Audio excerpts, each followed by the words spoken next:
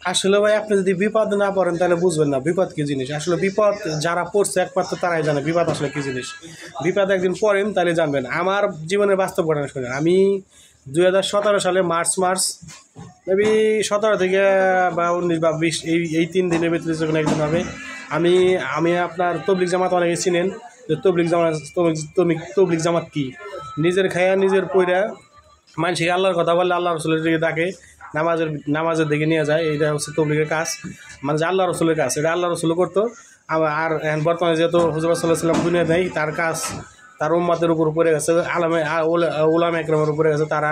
তাদের তত্ত্বাবধানে আমি বরিশাল সফরে গেছিলাম মার্চ মাসে। বরিশাল সফর ছিল রাত 8টা বাজে, 8:30 বাজে লঞ্চ ছাড়ছিল। যখন নাকি আমরা চাঁদপুর 3 নদীর মুখ আর কি, নদীর মোহনা বলে, ওই জায়গায় যখন আমরা পড়লাম, এত ঝড় এত বাতাস শুরু হয়ে গেল, তুফান।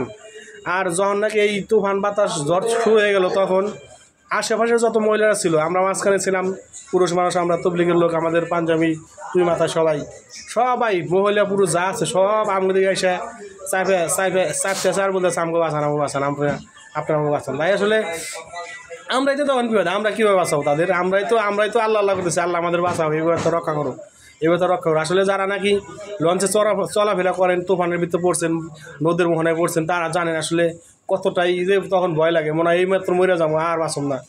এই অবস্থায় লঞ্চে থেকে এক বড় ভাই, এক বাড়িওয়ালা, ঢাকাতে আমরা যেহেতু জামাতে গেছিলাম, এক বাড়িওয়ালা ফোন দিয়েছে হুজুরে, রাতে 1টা বাজেছে, হুজুর এই অবস্থা।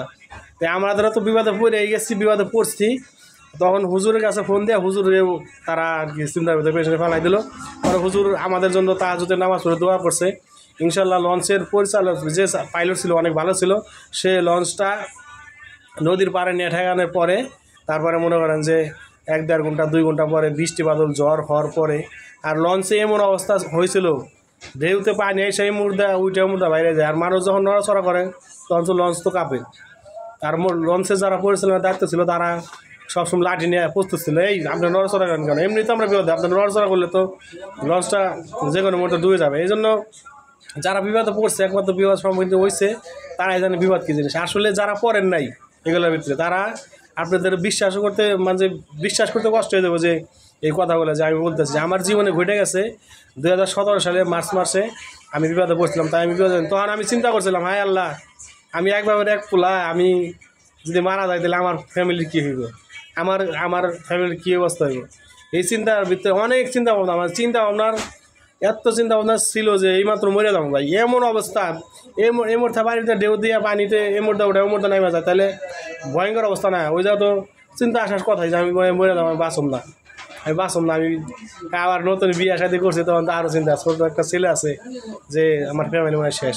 এই জন্য যারা নাকি লঞ্চে চলাফেরা করেন, বাসে চলাফেরা করেন, যে কোনো যানবাহনে চলাফেরা করেন না কেন, আল্লাহর নাম স্মরণ রাখবেন। ইনশাআল্লাহ আল্লাহ তাআলা যদি চায় তাহলে আপনাকে বিপদ আপদ থেকে রক্ষা করবে, আর যদি না চায় তাহলে সম্ভব না। আমাদের আল্লাহ তাআলা বাইচাইছি, তাছাড়া আমাদের সম্ভব না। এই জন্য আল্লাহর উপর বিশ্বাস রেখে সবসময় চলাফেরা করবেন। ইনশাআল্লাহ আমি দুনিয়াতেও ভালো থাকতে পারবো, আখিরাতেও ভালো থাকতে পারবো। আজকের মতো বিদায়।